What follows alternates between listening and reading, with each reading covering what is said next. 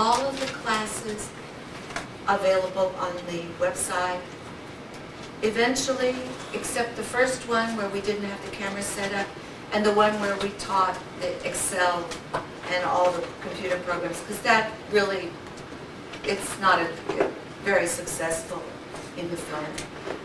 And our intern from Lebanon, who actually lives in Saudi Arabia, is learning how to put these up, and he's very creative, so he'll get them up on YouTube, and then he'll decide to do it a different way.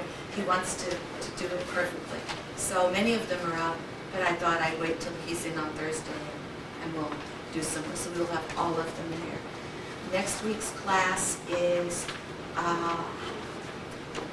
how to communicate and be successful with mayors and city council, if that's one of your goals. And I'd like to, as we start, pass these two reports around. There's two of each title, so they're different, and I'll put them at each side. Our new report came out last week. It's amazing. 238 languages spoken, 39 spoken in the Metroplex. You know, like, what is 44% of our North Texas residents are new Americans? In what percentage of the houses English isn't spoken? 34% of the region's houses, not Dallas. The region's houses, English is not spoken. You speak? Albanian. You speak? Bulgarian. You speak? Have You speak? With an accent. Well, in my house right now we're speaking Spanish, okay? And before we spoke Spanish and Arabic. In your house? I wish I could speak Spanish, but my wife is from Hungary. Oh! Did I speak Bulgarian then? Yeah. You do? So, No? these are free downloads. Just go to the website or in the bulletin. It'll come out tomorrow night. You can click on it. This blows me away. In Denton County, in 20% of the homes, English is not spoken. In Collin County, right? 25%. In Tarrant County, 27%. Who can believe this stuff? And then go to this page 3 and look at all the stats. The growth, the projected growth by don't have the projected, okay, never mind. So enjoy looking at these. And our first speaker of the two is Jill Azaria, who is the grant writer for the Dallas Public Library.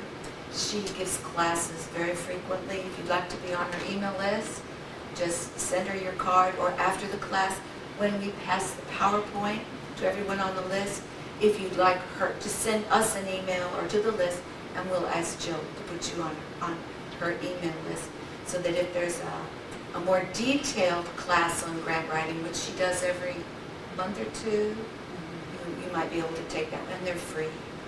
So highly recommend it. Jill Azaria of the Dallas Public Library. Can you stand, Jill? Yes.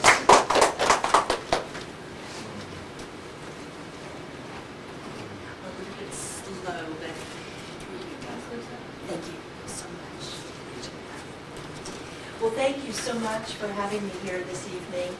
As Henry said, my name is Jill Azaria. I'm in charge of the grants collection down at the Dallas Public Library. How many of you have been down to the library in the grants section on the 6th floor? Where are you all? Okay, well, after tonight, you'll know that this is a place that you can go to get information on how to find funding for nonprofit agencies. Tonight, we're going to talk a little bit about what grants information is all about. See if we can switch these slides here. Sorry about that. That's okay. The mission of the Dallas Public Library Grant Information Service is to strengthen the Dallas area nonprofit sector by advancing knowledge about philanthropy. To accomplish our mission, we purchase and collect information on philanthropy, making it available to all users. We provide education and training in the grant-seeking process, and we maintain status as a cooperating collection of the Foundation Center. Have any of you heard of the Foundation Center in New York? It's it's the mother lode of information for nonprofit agencies. Our collection was started back in the 1980s with a grant from the Dallas Junior League. And at that time, they gave us information, money, books, so forth, directories that would lead us to foundations and corporations that would give funding. Since that time, the number of nonprofit agencies in the Dallas-Fort Worth area has grown tremendously. And our collection has also grown. In addition to books and directories on proposal writing, we have information on how to recruit and retain volunteers for your organization. I know that many of you in nonprofits don't have the time. You're wearing 10 different hats, and you just don't have the time to get all of your work done. It's impossible without volunteers. So we have books that will help you recruit the volunteers.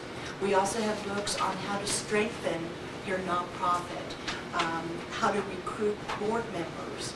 Many times people come in and they're so excited they've been asked to serve on the board, but they do not know what their legal responsibilities are.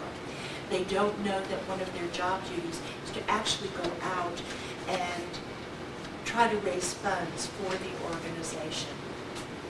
So we have books that will help them do that. We also have books on other sorts of fundraising. If you're going to do prospect research, if you're going to do a direct mail campaign, all of this information is available at the library on the 6th floor. Another thing that we did, as I said, we became a cooperating collection of the Foundation Center.